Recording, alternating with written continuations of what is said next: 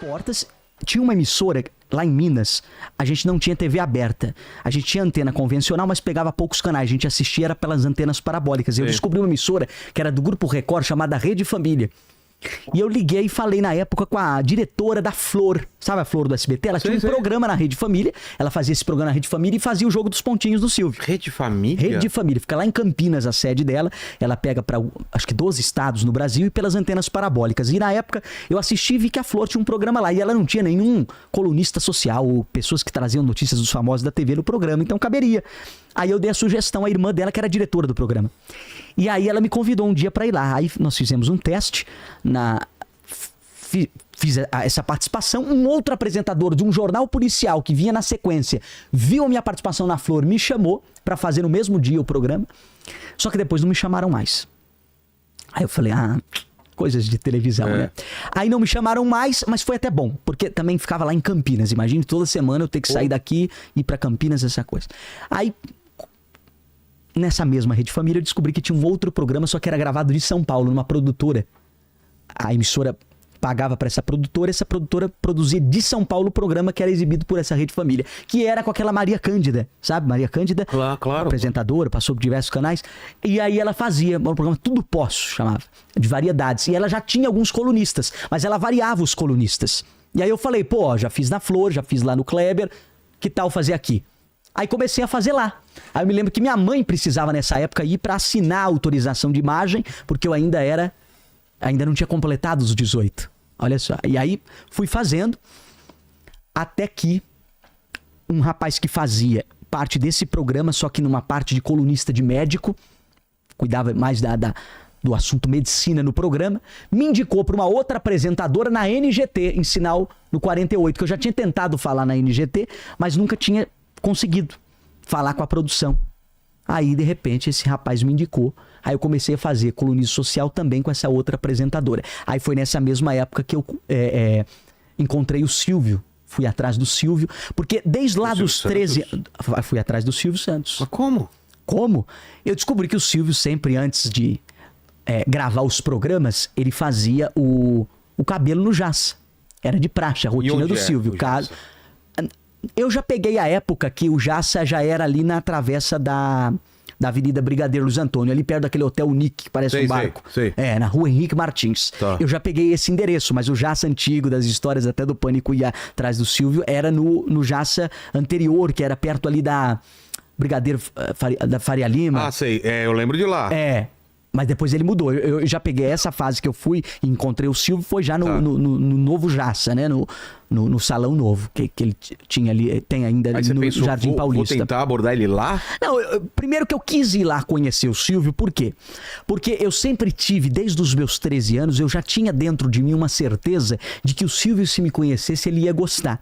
Não porque eu lembro ele, mas é porque a gente tinha ideias parecidas e eu era um jovem muito antenado à audiência e à televisão. Mas você estudou ele, você leu sobre ele? Como você sabia? Não. Eu não fiquei fissurado no Silvio de ficar assistindo, nada disso. Não, mas como você sabia que vocês pensavam? Pelas entrevistas, algumas declarações que ele já deu, então eu via que a coisa era... E via também algumas histórias de pessoas que receberam a oportunidade dele. Entendi. Eu me lembro uma garota que foi, inclusive o grande público não se lembra dela, porque ela não teve tanto tempo de vídeo, mas chamava Rebeca. Ela foi num show de calouros, mas não aquele da antigo, mais atual. Sei. E participou e ele perguntou, mas qual que é o seu sonho? Aí ela falou, ser apresentadora aqui no SBT. Ele falou, então...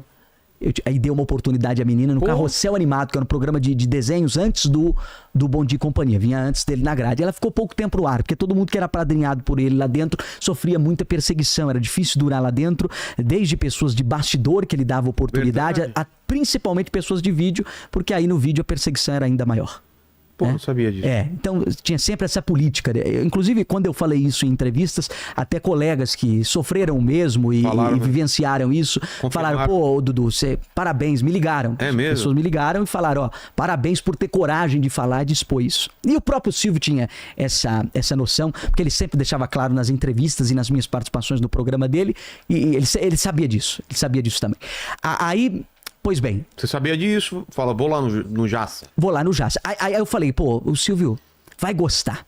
Eu sempre tinha isso comigo. Mas aí Deus foi me dando a direção do que eu tinha que fazer, de como eu tinha que fazer. Porque eu procurei o Silvio umas vezes na porta do salão. Como várias pessoas ficavam lá. Tem uma galera. Tinha uma galera que ficava o tempo todo lá. Pedindo dinheiro, pedindo ajuda. Dinheiro eu nunca vi. Mas assim, a pedir uma oportunidade, ou dava ideias a ele, ou tirar foto, gravar vídeo, autógrafo, essas coisas. Então sempre tinha esse pessoal lá. Como eu já vi muitas pessoas pedindo oportunidade pro Silvio, nem todas conseguiam a oportunidade. Então, porque o Silvio te traduz em poucos segundos. Você falando de ler, faz uma leitura de uma leitura rápida da pessoa. Eu me lembro de um garoto que entregou pra ele uma carta, pra ele lá em Orlando, na caixa de correspondência dele. Ele pegou a carta, ligou a São Paulo, pediu pro garoto conhecer as instalações do SBT. Quando colocaram o garoto frente a frente com o Silvio, mas o que você quer? Era a chance do garoto falar o que ele queria e podia. O que ele fez? Ficou travado. Aí o Silvio, é foto que você quer? Vamos lá, muito bem, até logo, tchau, foi embora. Então, rápido. Aí, de repente, eu me lembro que na primeira conversa que eu tive com ele do lado de fora do salão, ele chegou a me dar um autógrafo, escreveu assim: ao futuro colega de TV, um abraço de Silvio Santos. Mas isso, ao futuro colega de TV, ele sempre colocava os caras que falavam pra ele que eram da televisão, ou que tinham um sonho de estar na televisão, algo do tipo, ele sempre escrevia isso. Então ele colocou o abraço, ao futuro colega de TV, o abraço do Silvio Santos. Ele assinou esse... E nesse dia, eu acho que eu fiz um vídeo com ele. Aí ele falou: Dudu Camargo vai ser show ainda. Eu me lembro que ele falou isso nessa primeira conversa do lado de fora. E nesse dia, eu dei pra ele um par de abotoaduras. Quando eu vi, ele usou essa abotoadura no programa. No programa. Porque foi um dia que ele tava gravando o jogo dos pontinhos, né? Que tinha a Ellen. Aí ele descobriu que tinha aqueles bonecos Minions, sabe? Que fazem em 3D a miniatura da pessoa. E ele mandou fazer de cada um lá do jogo dos pontinhos e foi mostrando.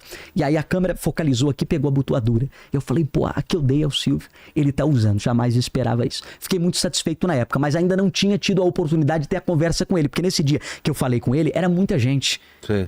Mas aí Deus preparou, foi tudo direitinho, porque o Silvio estreia aquele programa Fofocando numa segunda-feira. Quando foi na terça, pela manhã, eu falei com ele, mas aí não do lado de fora, eu já estava na parte interna do salão, que eu tinha ido fazer um procedimento lá no salão. E aí o Silvio veio saindo e eu falei, agora é a chance, né? Então, no hall ali do salão, entre onde o Silvio fazia a tintura do cabelo e a saída do salão, tinha o hall ali, a recepção. Aí eu dei de frente assim, aí eu, oi Silvio, como vai? Aí disparei falar tudo que eu já tinha feito, passei meu currículo a limpo pro Silvio e falei, Silvio, você estreou ontem um programa chamado Fofocando, que derrubou 23% a audiência do que os desenhos davam na faixa. Mas é um programa de fofoca que dá ser muito cru, Silvio. Ali é a fofoca falada. Você tem que colocar também no programa, igual o TV Fama faz, entrevista com os famosos, VTs, com o repórter entrevistando os famosos, né? Enfim, aí comecei a falar. Aí quando ele viu aquele jovem com 18 anos, aparelho nos dentes, falando pra ele até o que os diretores não tinham coragem de falar, ele... Me lembro que ele passou a mão aqui na boca, ele tava em pé, eu também, aí ele... Mas o pessoal lá já te conhece? Porque eu tinha falado dos trabalhos como ator que eu tinha feito lá e tal. Aí eu falei, não, Silvio, foram trabalhos que não teve grande destaque, mas tá aqui meu telefone. Aí entreguei num rasgo de papel, anotado a caneta, meu telefone. Aí o Silvio pegou o papelzinho. Aí, mas você tem um bom futuro em televisão, hein? Mas você não quer ser artista? Ó, esse aqui na minha frente, eu nem fazia ideia de quem era o rapaz. Esse aqui na minha frente é o empresário do Patati Patatá. Esse aqui é o Rinaldi. Você não quer ser artista? Fala com ele, quem sabe você não vira palhaço. Porra! Falou. Mas eu entendi. Ele não falou gozando, ele falou... Porque ele nem chegou a rir.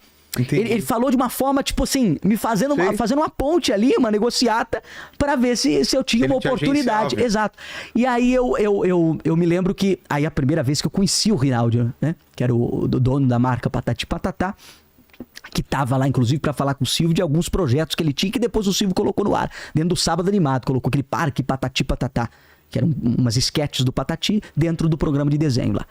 Aí, de repente, o Silvio falou, você tem um bom futuro de televisão. E se ele repetiu umas 3 vezes. Eu falei, zerei minha vida aqui. O maior reconheceu um talento. Legal. Precisava nem mais adiante.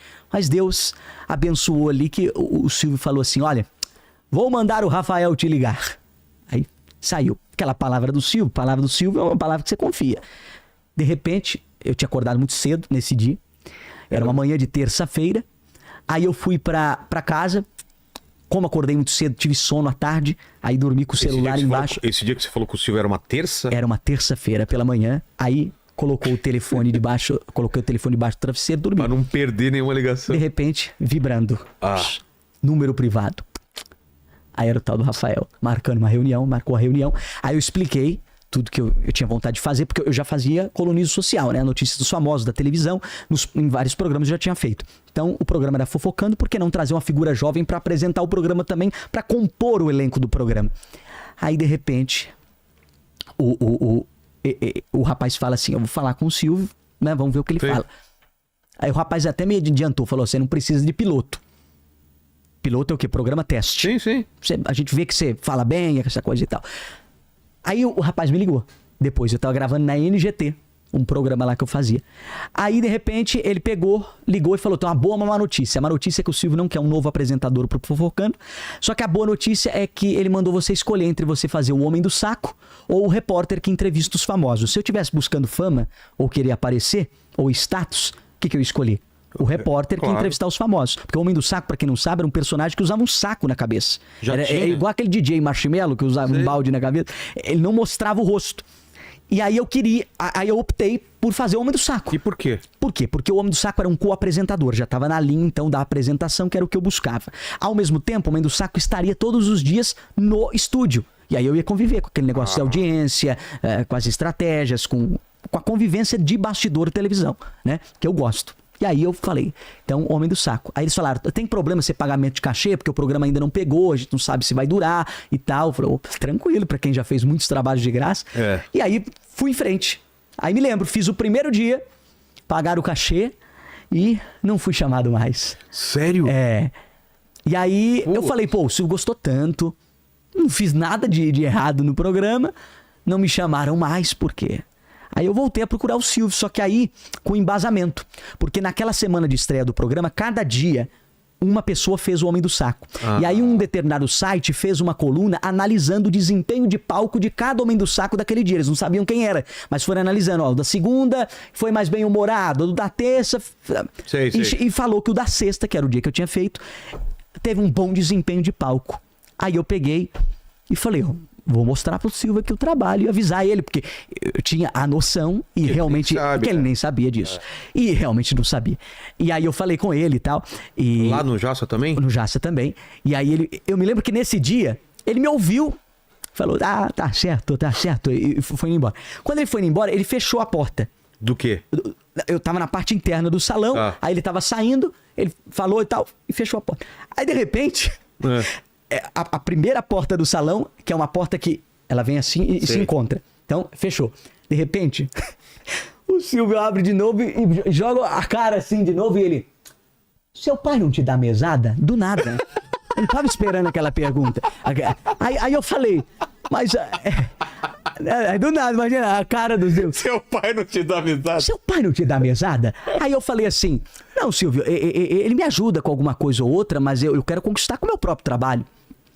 Aí ele falou, tá certo, sorrindo e tal. Foi embora. Aí, assim? Aí à tarde me ligaram. Cara. Pra me chamar novamente pra fazer o Homem do Saco. Aí fizeram o primeiro contrato comigo. Aí o contrato foi contrato de ator.